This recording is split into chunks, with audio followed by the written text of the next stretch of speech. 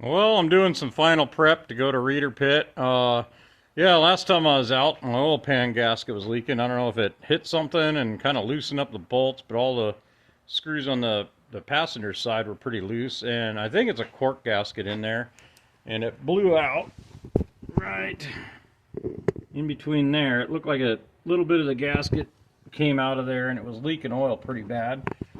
So I picked up a one-piece silicone gasket. So today's project is to swap that in there and do a nut and bolt check and kind of get everything ready. But yeah, we're I think gonna head over there next weekend, and I'm gonna give God Rock hell, and I think we're gonna try and get to the Devil's Staircase.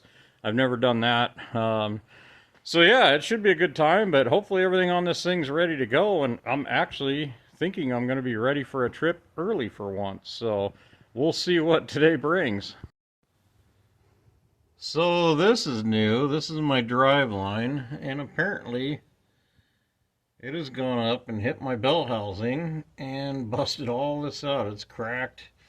Starter, it's still in there good, but yeah, that's not good. So I might have to add a little bump stop in there or something. But yeah, I never thought that would hit. But that's the thing. I'm about as low as I could possibly go. I'd love to run like a high pinion front, but I mean, if I did that, I have very little clearance between anything in here and headers and all that. And if I was driver drop, I'd get into my oil filter. So this is about as low as I can run and have everything clear. But yeah, that's a new one. So I don't know. All I got to do, get through Reader, and then this thing's getting a redo. So we'll keep our fingers crossed. So with everything on Sanford, this was also a used motor, and I found the problem. They had the wrong pan gasket in here. It's got this bulge over here. They had the straight one, and you could see that they packed a bunch of silicone on the other pan gasket, and it blew that out. I was letting oil shoot out of there. So yeah, I'm gonna. And then the gasket I ordered naturally is the wrong one for this motor. So it looks like I'm off to the parts store.